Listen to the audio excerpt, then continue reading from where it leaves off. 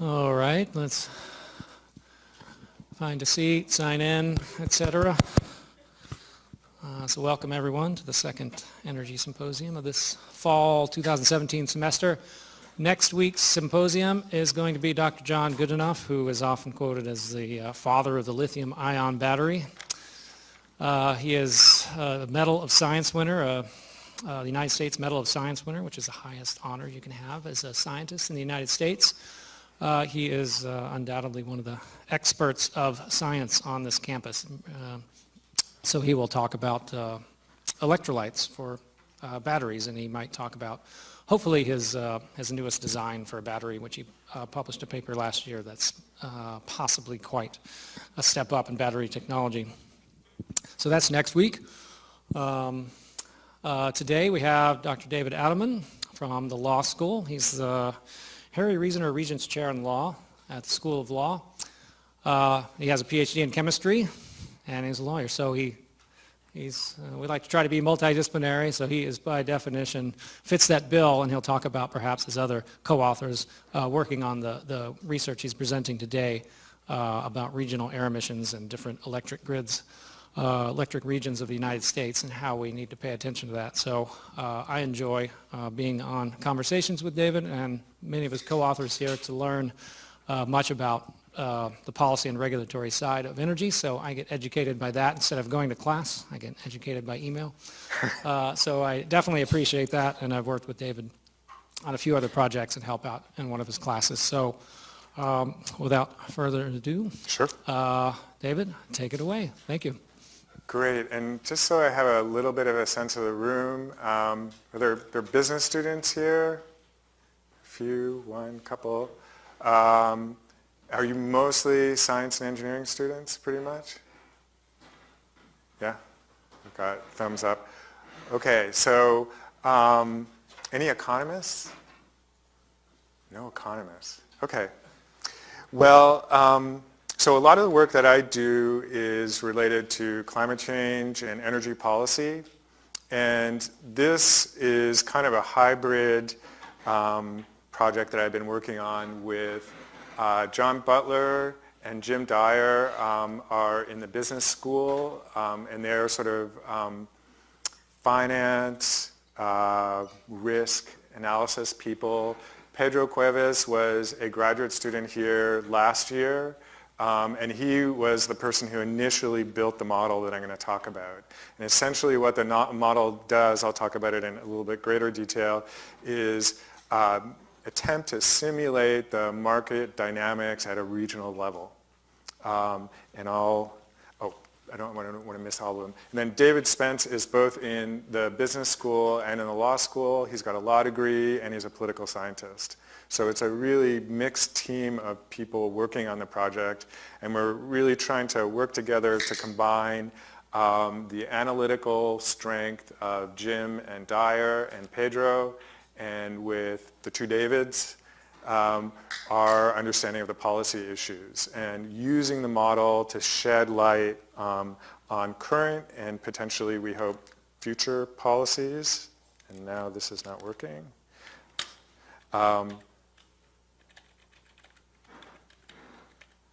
Okay. Here, let me just try this again.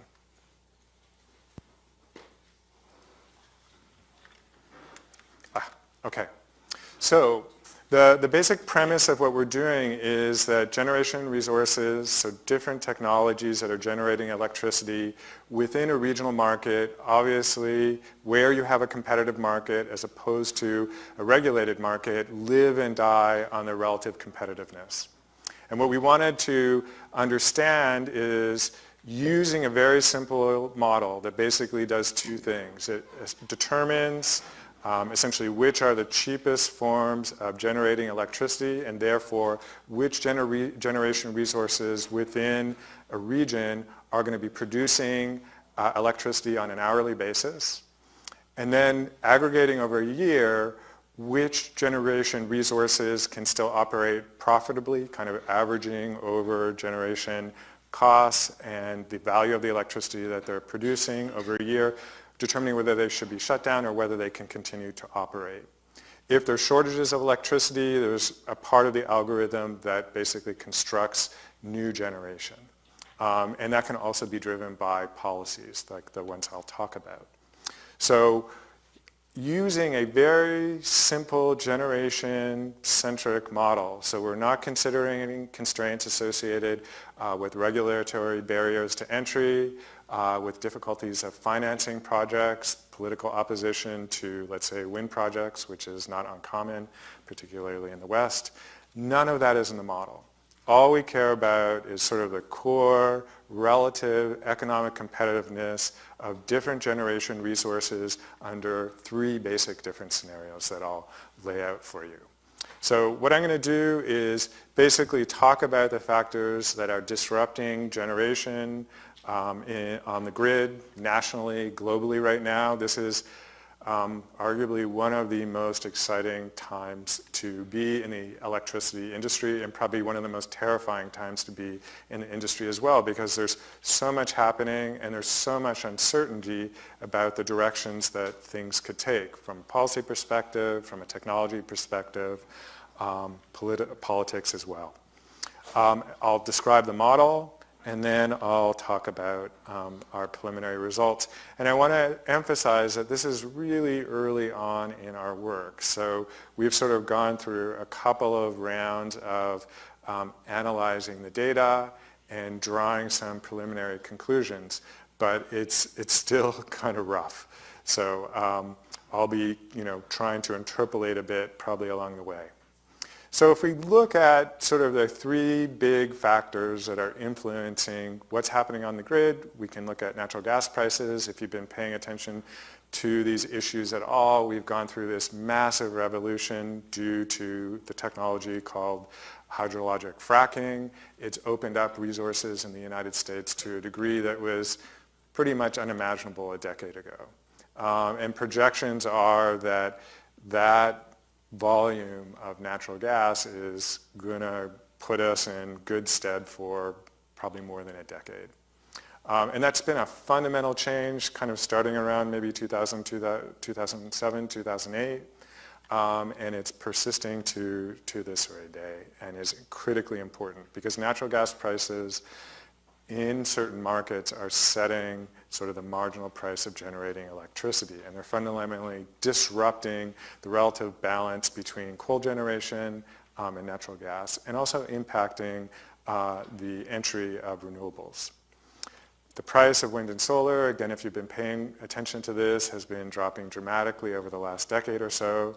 That's allowing for much, much more aggressive build-out of wind and solar over the last decade or so. And that also is just changing the mix of generation sources and the basic economics or economic dynamics at a regional level on the grid. Federal policies are going to be very difficult to predict. The status quo nominally is we have the Clean Power Plan that still is somewhat in place. The Trump administration has made it absolutely clear that it has no interest in implementing it. It's also under legal attack. So I think most people believe the status quo is essentially the federal government doing little or nothing. Maybe, possibly, although I think it's probably a remote chance, extending incentives for wind and solar generation, but that even would be a tough lift. Nevertheless, that's our status quo. We wanted to look at two kind of very prominent policies and sort of look at how they alter the dynamics at a regional level. So a carbon tax, which actually some Republicans support, or at least some Republican commentators support. I wouldn't hold my breath on this anytime soon, but it may be something really important in the future. And so it's valuable to understand its implications for the grid at a regional level. And then regional portfolio standards, there's been talk about, renewable portfolio standards has been talked about at the federal level, but is routinely implemented at the state level. And there are a variety of different renewable portfolio standards that vary somewhat in the coverage of the, quote, renewable resources that they fall under them. and they vary a great deal with regard to how aggressive they are. And so a renewable portfolio standard is simply a requirement that a certain percentage of electricity on a generation source by generation company basis is from renewable resources. So for example, maybe you would have a requirement of 30% of your generation is from renewable resources. Maybe it will be defined broadly, sometimes more narrowly, by 2020 or 2025 or 2030. And so we look at the status quo, we look at carbon taxes, and we look at renewable portfolio standards using this model. Okay. So we started off with some very simple-minded hypotheses that I don't think should be earth-shattering in any way. And really what we wanted to do is test whether the dynamics at a regional level follow what would be your natural inclinations, your initial assumptions or intuitions about it. And really, this is extremely simple-minded. If I look at the price of natural gas, if it goes up, that means that natural gas-fired power plants are going to be less competitive relative to other resources, and so we would think that would have a positive effect on coal generation. Similarly, higher prices for natural gas would allow renewables to come into the market, and at a certain point could have even an impact on nuclear power. But there are complicating factors when you think about the relative competitiveness as to begin with. If you have a strong RPS, you would assume that that's going to kind of push out some coal, push out some gas, be positive for renewables, be potentially negative for nuclear power, depending on how aggressive it is. And so we just started out with this basic matrix, and we wanted to test these simple-minded kind of one-to-one dynamics. And one of the things that we came out of using the model is that there are important indirect effects that actually alter these relationships between natural gas prices, the price of renewables, particularly the RPS, and even the impact of a carbon tax. Okay? So that's roughly what we started out, or how we were framing this for ourselves. So I'm going to try and give you a little bit of the context. I hope this isn't too much review, and basically I'm going to walk through some projections from the Department of Energy with regard to looking at natural gas prices and policies. So I'm starting here looking at two basic scenarios. A scenario with the status quo, which has that Clean Power Plan in place. And basically what the Obama-era Clean Power Plan does is it sets a cap or an emissions rate at the state level that has to be met with regard to carbon emissions. And so what you would expect is it's going to put pressure at a state level, although states can cooperate with each other and work regionally, on high CO2 emitting sources, namely coal. So if you look at the main scenario here over time, you can see that natural gas production is going up quite a bit, renewable energy production is going up, and coal is going down, just what you would expect. So climate-oriented policies should be affecting relatively low emitting sources. And natural gas has about half the CO2 emissions of coal. So at least in a relative sense, it's a step forward, often why it's called a bridging technology. Without the Clean Power Plan, you can see essentially what happens is the amount of coal production flattens out, the amount of natural gas production has a lower slope, and even more so with regard to renewable resources.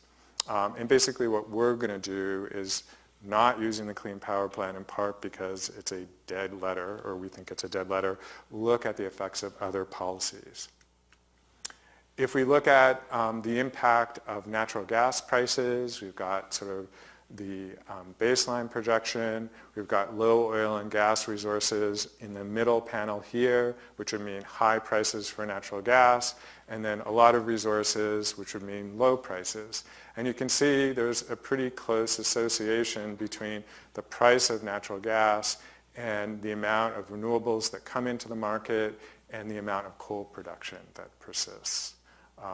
Coal, at least new coal production under probably almost any reasonable scenario, is really unlikely unless you get to really, really, really high natural gas prices. Okay, so I've talked about the impact of the one policy that we have at the federal level nominally, the associationship between natural gas prices and gas production or gas use and renewables.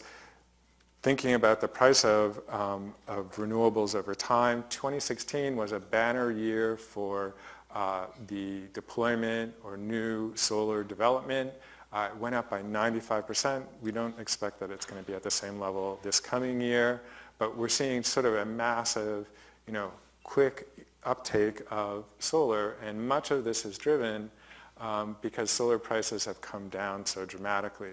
So what this is showing you is a levelized cost. It basically allows you to roughly, crudely compare the costs of different generation sources. And we can see on a megawatt hour basis, we can see that subsidized utility scale solar is directly competitive with wind and natural gas. Those three are the cheapest sources of generation. And if I showed a slide like this to you really not that long ago, you would be incredibly surprised to see prices this low. Now remember, this is with a subsidy, so there's a federal investment tax credit that has a significant impact on the price of solar. But even without the subsidy, you can see that it's really not doing too bad. And the projections are that prices are going to continue to drop. So this is looking at utility scale solar, commercial scale solar, and residential solar over time starting in 2007. And if you focus on the bottom curve, which is utility scale solar, it's basically dropped by a factor of 6 over the last 10 years. And the numbers that I'm hearing, so this is 2017, it's $1 per watt here. There are a lot of people who are saying it's down to 90 cents in the Texas market right now. So it's even, this is even a somewhat kind of conservative projection. So this is essential part of what is disrupting the market right now. We've just seen these sort of massive both deployments, increasing deployments, and just really stunning reductions in the costs.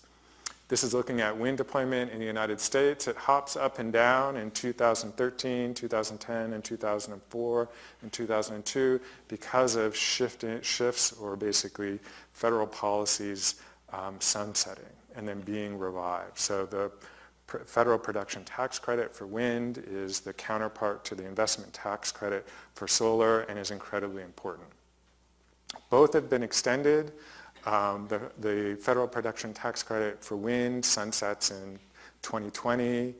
The one for solar sunsets in 2022, but goes on, at least open-endedly, at 10% in 2022. So federal policies have been important, at least on the incentive side, as opposed to the sort of traditional regulatory side. This is not looking at the actual price of wind on a megawatt basis. It's actually looking at contracts for wind production.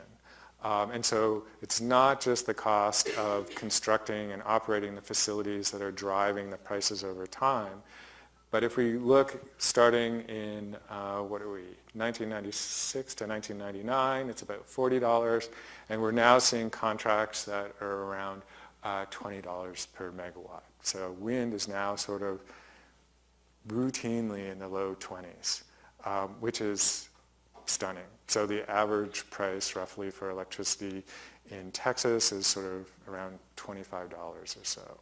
So wind, albeit subsidized wind projects, are grid competitive, arguably the cheapest source of new generation in the United States, or at least in markets with good resources. And this is all land-based wind. Okay? So we've got this sort of remarkable confluence of events right now that are disrupting the market, both on the fossil fuel side with natural gas and fracking, and these rapid technological developments that we're seeing in the wind and solar space. And the projections are that both wind and solar should see their costs continue to drop significantly over the next decade or so. And all of this is ignoring the potential impacts associated with storage, which itself is declining at kind of stunning rates and opens up or makes, in effect, intermittent resources like wind and solar much, much more flexible and therefore easier to deploy and raising fewer potential questions about grid reliability and the challenges of integrating them at a large scale on grids.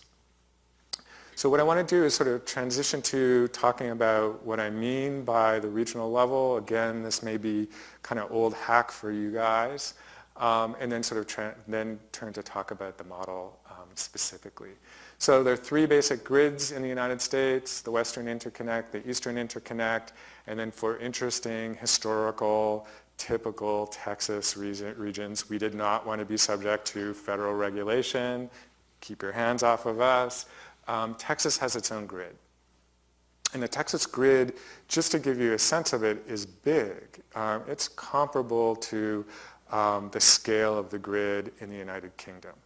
So it looks small here, but even by global standards, it's a big, really important grid, and it has a host of sort of unique characteristics that I'll talk about briefly. So if we look at different regions, there are regions largely in white that are regulated markets, and then there are regions where you have competitive markets that are overseen by these independent service operators. And what we've done is tried to select out 4 regions that have different characteristics that will allow us to understand how policies impact grids at the regional level, potentially in different ways because their starting points are different. Most importantly, their resources are different, and the generation mix across the country varies a lot, as I'll show you. So we're going to be focusing on ERCOT, the California ISO, the Mid-Continent ISO, and the New England ISO. So those 4 ISOs. I thought I would talk a little bit about ERCOT and sort of some of the developments here and what make it so distinctive, just to give you, again, just a little bit of a flavor for things and factors, some beyond the scope of our model that are driving change right now. And Texas is really just a remarkable place to be in the electricity sector because we have this essentially single market. This is looking at different generation sources over time, and you can sort of see them coming in online. Old hydro, then you get a host of natural gas in the sort of 50s and 60s because we had lots of natural gas here because of the oil and gas industry. A bunch of coal in the 1970s and 80s. Nuclear in the 1980s, a whole whack more of natural gas in the early 2000s. And then sort of in the early 2000s, you start getting wind. It sort of trails off a little bit, and it kicks up again sort of around 2010, maybe 2012 or so. And these are kind of 2 interesting different ways of wind that were driven by different forces. Much of this wind is around Sweetwater, and there were a group of entrepreneurs that really saw an interesting opportunity. Wind prices were going down really dramatically. You had significant technological advances. And the area around Sweetwater had this excess transmission capacity and a decent wind resource. So you need transmission to get to the load centers in places like Houston and Dallas and Fort Worth. And so this was kind of the perfect storm, and it kind of demonstrated the value of wind generation in Texas to rural communities. People started making a lot of money. And that experience was really instrumental in what happens and what spurs this sequence of development, which is construction of a lot of transmission capacity. So the competitive renewable energy zones get built out in 2011, 2012, and 2013. And you've got now all this transmission that allows you to get this valuable resource utilized, and you start generating large amounts of wind. And this is basically what CREZ looks like. So we basically socialized about $7 billion worth of transmission, something that's very, very hard to do in other parts of the country. Politically really difficult. Oftentimes you have to go across state lines. Much of this requires county level okay for lines to go through. And so Texas has this capacity to respond to and build out transmission on a grid that is important from a global perspective at a rate that pretty much no other place in the country can match. And it will be interesting to see how things develop over time. These are looking at projections, basically what's in the queue at different stages of the development process. And you can see no nuclear, probably no surprise there given recent experience in the Southeast. The one coal plant I would not hold my breath on. It's a CCS plant, and it's been sort of struggling, and market conditions are only getting more difficult for it. And so the only game in town in terms of what's in the queue right now is natural gas, wind, and we're seeing increasingly solar. And there are expectations, even ERCOT thinks we could see a really big solar boom in Texas.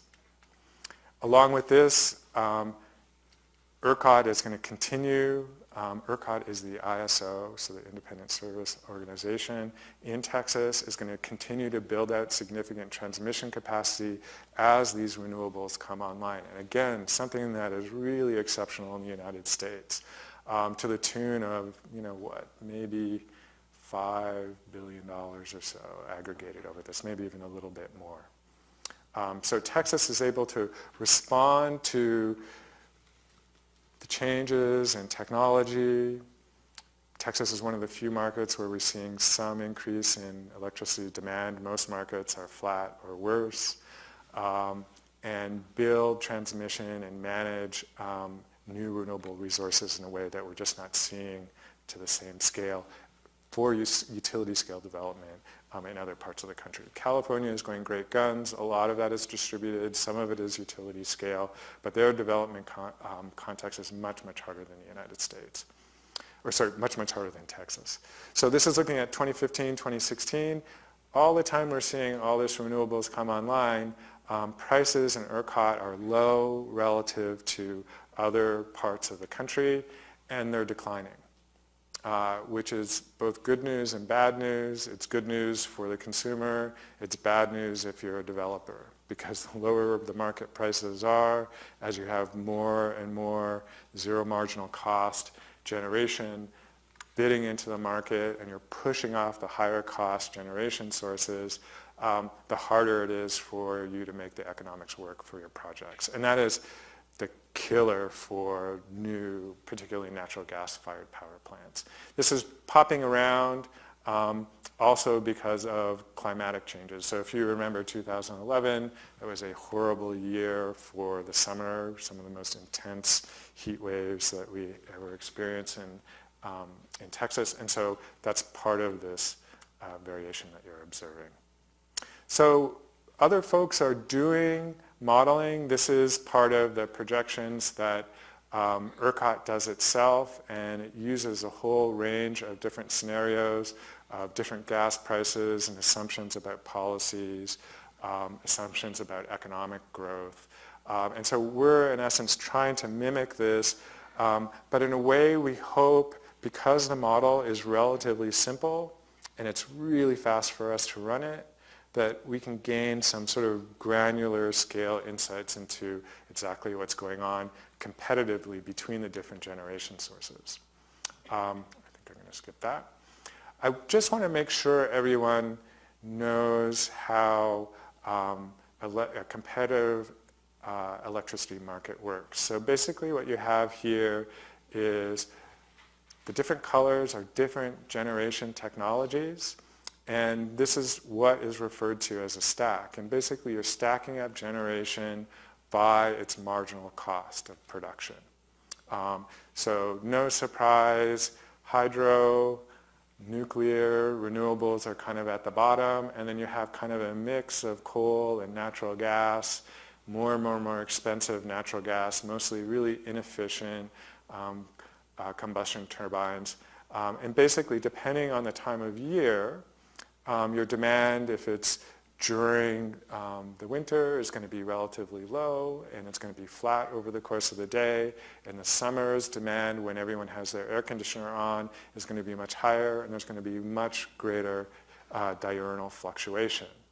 And so the one way to think about this is electricity markets are sort of like musical chairs, except rather than competing on speed or wiliness and locating yourself by a chair at all times, you're purely competing on price.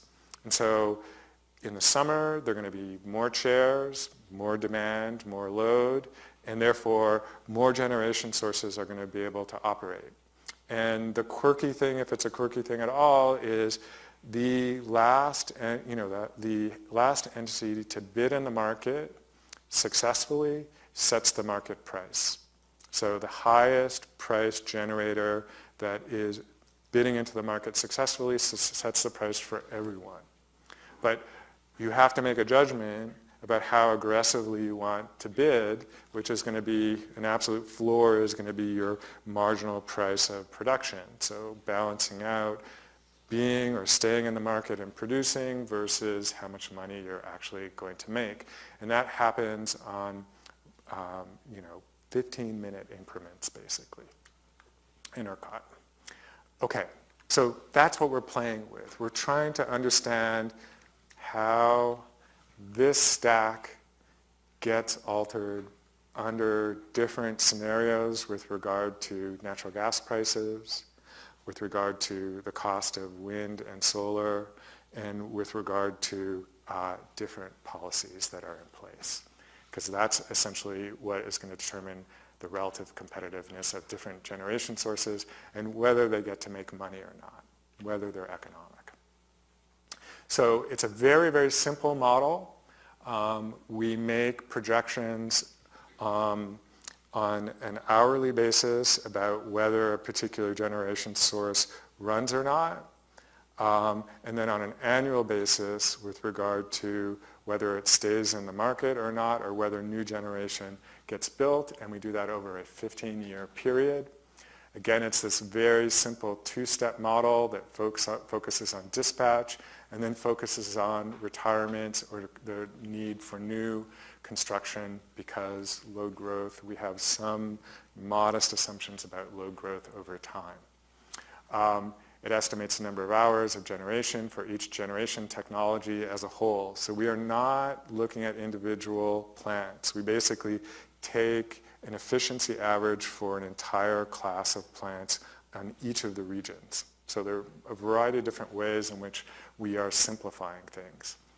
The basic algorithm is plants are retired when the value of the electricity they generate annually falls below their fixed annual operations and maintenance costs. So that's the minimum requirement at the end of the year for being in the market in the next round for the next year. And then new capacity comes in.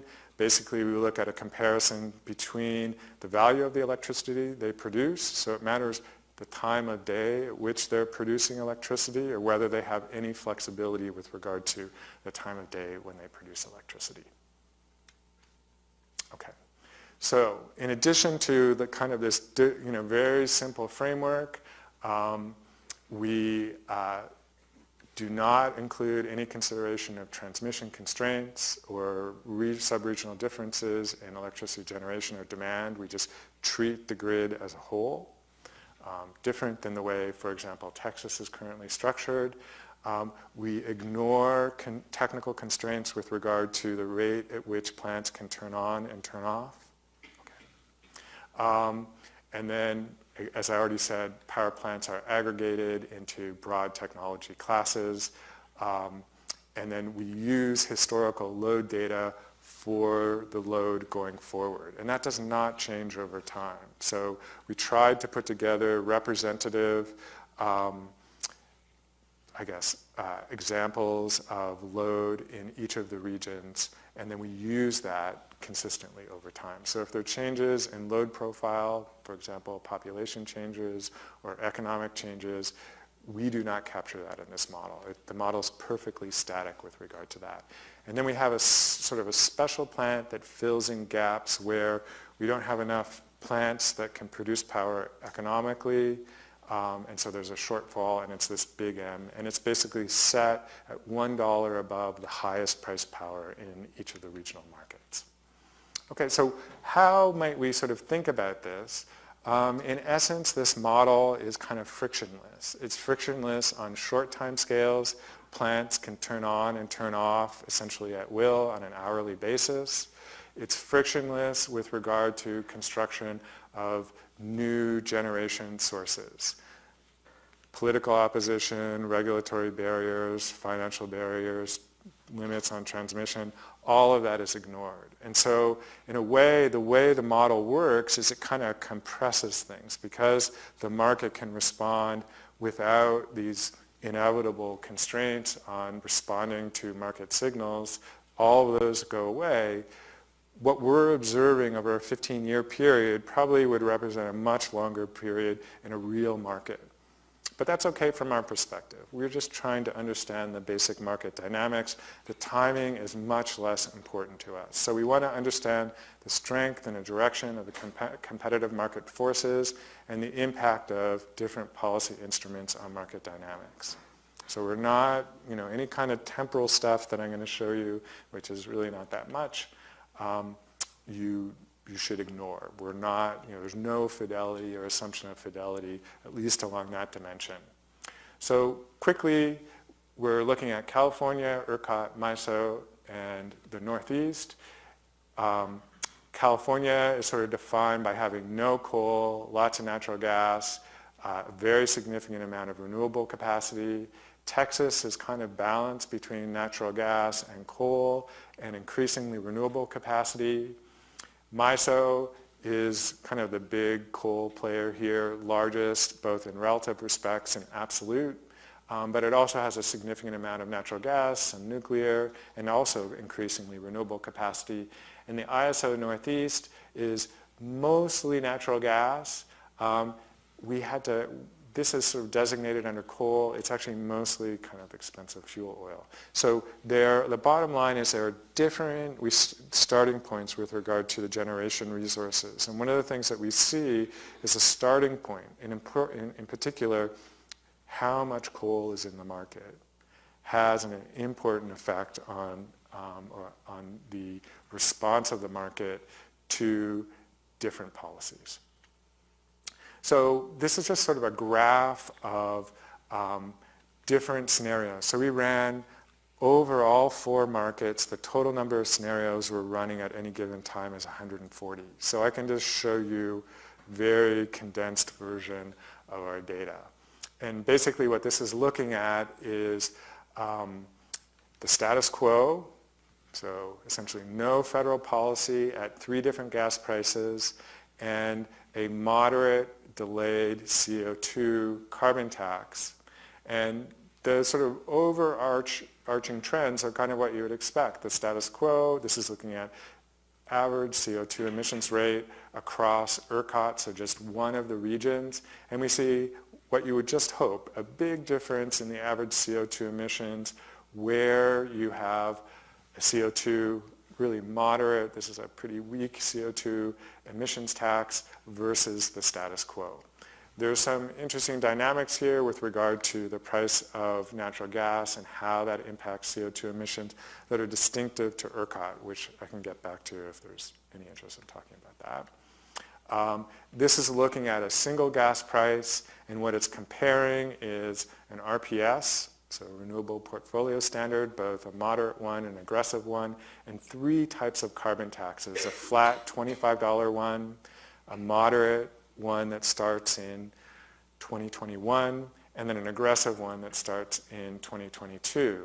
And again, just rough eyeballing it, The ones on the top are a status quo, which is the blue diamond, and the red square and the green triangle are respectively the weak RPS and the strong RPS. So one of the things that jumps out of here is where you have a moderate price on natural gas, an RPS, and this RPS is aiming at 30% renewables by 2031, does nothing beyond the status quo. In other words, the RPS is having very little net effect on average CO2 emissions in ERCOT. An aggressive RPS, 50% by 2031, gets you a little bit further, but neither of the RPSs are even close to being as effective as any one of the three carbon taxes. And that's one of the sort of most clear results that came out of this. Even a very modest, roughly $20 carbon tax does way better than an RPS. And yet RPSs, at least so far, in the United States have been kind of the dominant policy that's been selected to address CO2 emissions. Okay, how am I, how much time? Five minutes. Okay, so I'm going to go through these quickly and try and wrap up. I'm going to talk about gas prices and policies and technology prices too. So low gas prices limit the growth of renewables. High natural gas prices somewhat counterintuitively are associated with much lower carbon emissions. And basically this is one of the examples or one of the phenomena that we see really consistently across all of the model runs that we've done, which is in the near term, high gas prices mean that you have less natural gas production, you have more production where the market has a significant amount of coal production, and therefore higher emissions. But high natural gas prices in the longer term stimulate much, much more renewable generation being constructed. And that longer term effect ends up being more important. It drives in so much natural gas that you kill off coal. You're not building as much new natural gas capacity, so you're building also a lot more sort of low or no CO2 emissions production. So reduced capacity factors for coal-fired power plants, again in the long run, and they also affect the capacity factors, which simply means the amount that the nuclear power plant or the coal-fired power plant runs in the longer term. So again, remember, this is high natural gas prices stimulating much greater penetration of renewables, and it's the competition between the renewables and the coal and the renewables and the nuclear power that reduces their output. So we don't necessarily want to reduce, depending on your perspective, output of zero CO2 emissions nuclear power, but that ends up being one of the byproducts of having high natural gas prices. Renewable portfolio standards, under most scenarios, RPSs across all of these four regions had a relatively modest impact on CO2 emissions. It doesn't have a huge impact on baseload generation either. The one real exception here is MISO, which, as I said before, has both in relative terms and in absolute terms a really large amount of coal-fired generation. And it can be more effective in those markets because you are displacing coal with a sufficiently aggressive RPS. But we still are seeing really big differences between RPSs and carbon taxes. So carbon taxes, even really, really modest ones, we're seeing very dramatic reductions in CO2 emissions. And importantly, just for a point of comparison, against the Clean Power Plan, it's a fraction, typically less than half the target CO2 emissions under the Clean Power Plan for each of these regions. So one of the things to sort of take into account as an economist often wants to sort of think about a tax as basically forcing the producer to internalize all the environmental impacts associated with whatever they're doing, and that the tax should be calibrated to that. When you're dealing with these sorts of competitive markets, you don't necessarily have to think about it that way. What you might think about is how much emissions reductions can I get for a given carbon tax, as opposed to what are the impacts associated with the amount or volume of emissions that a coal plant may have. And it turns out there's a big disparity, it appears, between the two. Carbon taxes that people have been talking about commonly are $50 or even $100. What we're seeing is really, really dramatic reductions in CO2 emissions with carbon taxes far below that. You don't have to do much, because what you're doing is both increasing the average price of electricity in the market, which is a market pull for new entry of renewables, and then within the stack, you're making natural gas and coal much less competitive against them. And so it's a double whammy that you get, and so you really leverage the policy very, very effectively. So you have much lower CO2 emissions, much greater impacts on the amount of generation from baseload like coal plants. And one of the interesting things here to take into account if you are a nuclear person is the nuclear industry has been advocating on behalf of a carbon tax. At least what our model is suggesting to us is, in the longer term, a carbon tax would have a much greater negative impact on nuclear generation than something like an RPS or the status quo. And the reason for that is the same reason that I gave earlier. A carbon tax is going to stimulate much more new renewable generation in the market. Renewable generation is zero marginal cost, and even though the operational costs associated with nuclear power are low, they're not lower than renewables. And so they can compete directly and push out nuclear power.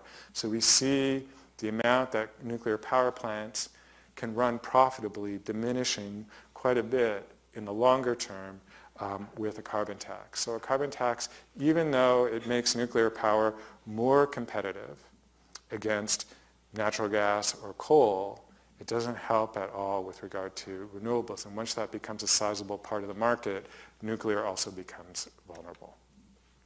So what did we learn?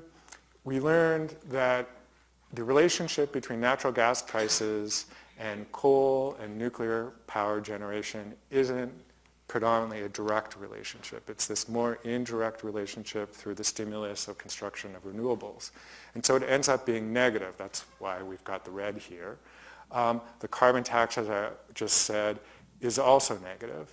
And then we've also found that the impact or the efficacy of renewable portfolio standards are relatively tepid. Certainly relatively tepid when we think about the effectiveness of a carbon tax. And I will stop there.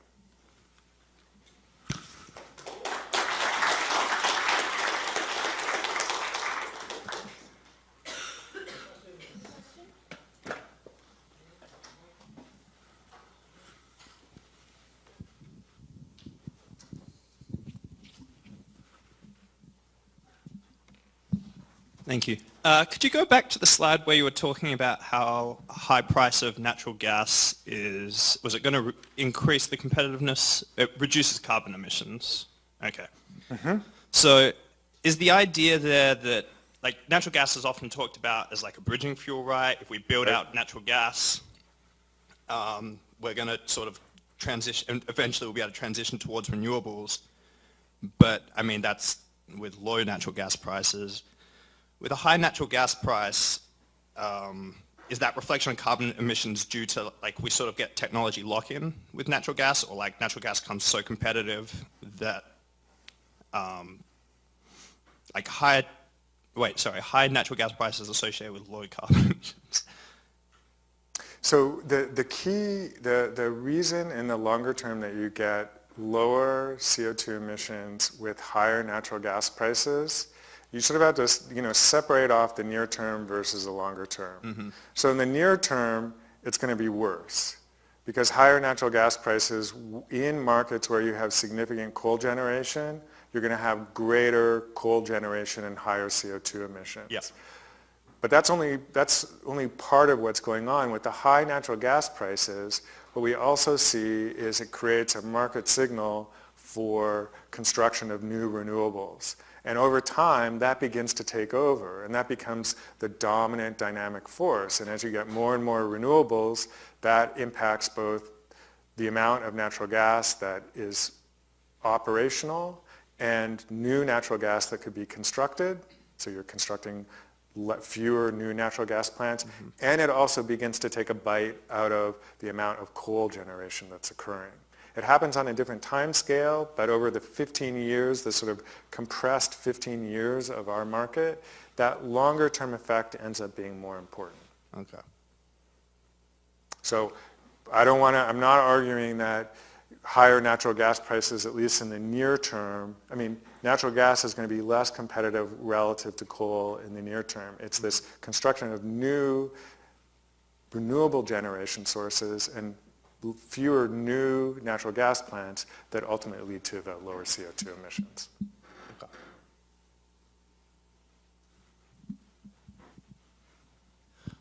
I'll ask a question. Sure.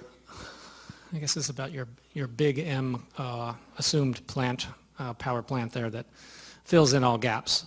So I guess it's kind of two questions. One, have you played around with changing the price of the big M plant to represent the concept of scarcity pricing or something like that, where people earn, or the generators earn a large amount of money for small hours of the year? And do you all envision the big M plant, or perhaps something else, representing storage, or how far do you think you can push this model before you think it sort of runs into the limits of increasing wind and solar in the sense that some other kind of generation technology would be needed, or something else would be needed that's not already in the model? So, I mean, we're really doing two things to create a market signal for scarcity pricing. One is the load profile that I referred to before. So there's a load profile that's fixed over the market simulations for each of the regions. And that includes a certain number of hours of scarcity pricing based on historical data. And so that's sort of fixed in the model. And that's going to drive a certain amount of new generation to come in. But that doesn't change over time.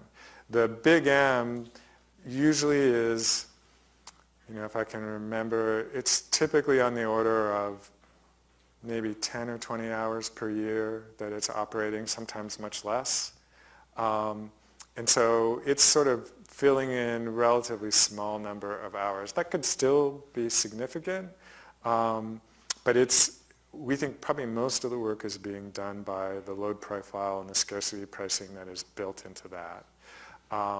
But it'd be a good thing to do to try and change the price of the power from big N. That would be a good sensitivity analysis that we could do. We have not conceptualized it as storage or anything else. It's really just to enable us to run the model kind of consistently.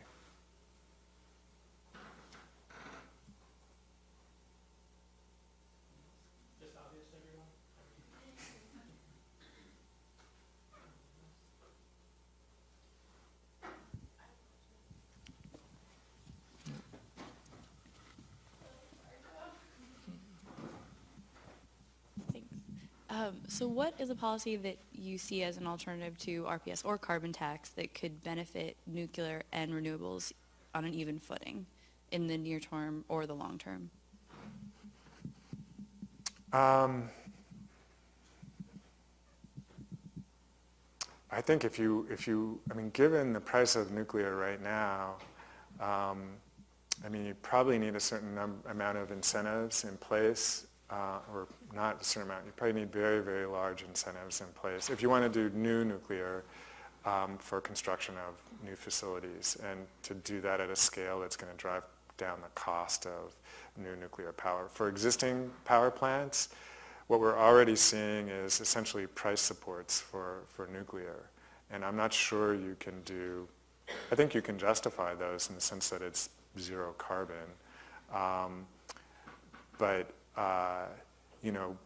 I suppose the other way you could think about it is we're looking at effects that are over a relatively long term.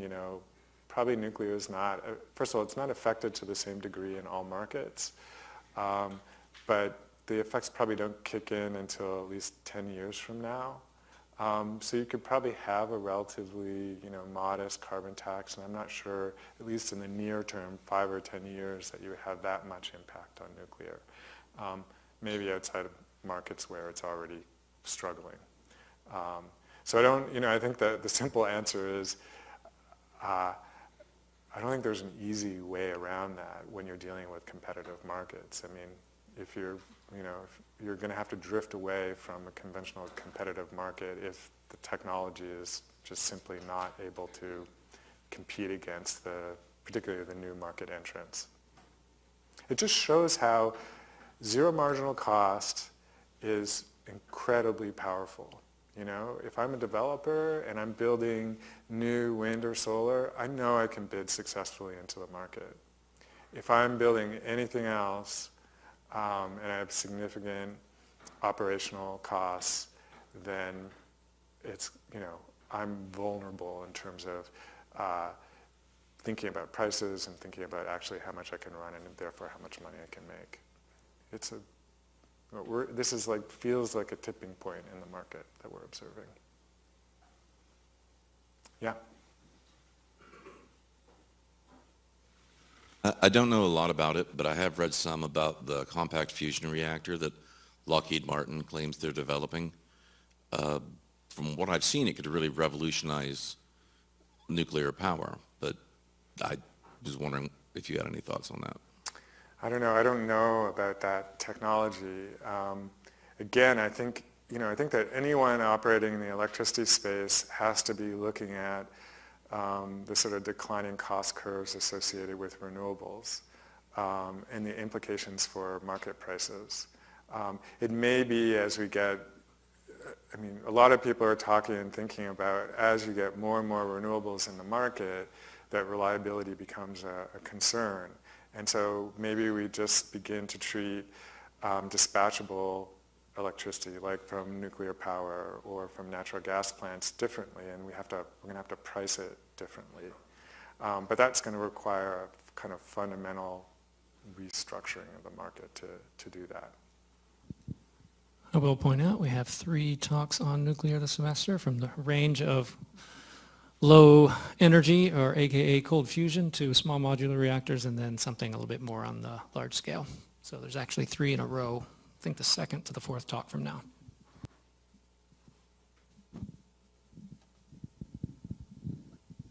Yeah, I would just, in the description, we were talking about the subsidies that you point out, the wind subsidy and the ITC for solar. I was curious if you'd actually looked at some of the subsidy structures that do exist that impact natural gas, so like the intangible drilling cost, capital credit benefits, and things that are kind of embedded, and they're quite substantial in terms of making those attractive investments. So it's just that characterization that these are getting subsidized, these are not. When those guys, I've talked to lots of people, and a lot of renewable developers would happily swap those rules. That's a great point. If it's something that we could integrate into the model pretty easily to basically turn on and off those subsidies. We would just need to quantify them. And I think it's a great suggestion. It would be a really interesting thing to do. So, as another side note, we are at the Energy Institute for our electricity study finalizing, of which this work was a part of. The electricity study, we're finalizing the comparison of California and Texas subsidies that relate to electricity, so we're including as many of these as we can find. The one for natural gas is about $1 billion a year in Texas. Or at least one of them for high-cost natural gas tax, severance tax exemption is about $1 billion per year. Do you know what that is roughly on a megawatt hour basis? Yeah, but I'm trying to remember it in my head right now. We did calculate it. Okay. Well, we should talk about that. That would be great. If you took it as, if you just held the assumption true that we need some form of baseload power, and your model kind of shows that the competitiveness of nuclear and coal and all these things that you traditionally think about as baseload power, the economics for them are getting worse and worse and worse. Do you see a problem there? Or is there anything like, is there increased natural gas price, increased natural gas build out, or something that could take the place of what we think is traditional baseload? I mean, I think I didn't show how capacity factors for coal and natural gas and nuclear diminish over time. I didn't give you the actual numbers, but it's pretty substantial. I mean, coal has already, if you look at ERCOT, it's already gone from 80% to about 60% most recently, and we're seeing numbers that are, in all four markets that are substantially below that. So is it a potential train wreck? Because if at a certain point they're just going to decide that they're not profitable and maybe at some point to shut them down? Yeah, I think it's a huge issue. And all we can say is we see the sort of crude market dynamics showing that happening kind of inexorably. So at some point we're going to have to step in once we maybe have a better sense of how much baseload we need to protect it. And hopefully it happens gradually enough that we're able to make those adjustments. ERCOT's already making adjustments through different policies. Despite we now have 20 gigabytes of wind in the ERCOT market, one measure of the challenge of intermittent resources is ancillary services and the annual costs of ancillary services, and those have actually gone down.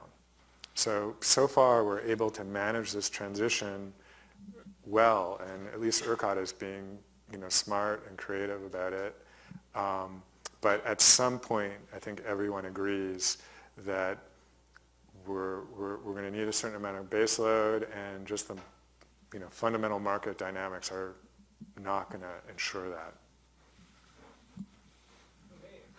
We're done now, so thank you very much, David, for the good talk. Thank you, everyone, for coming.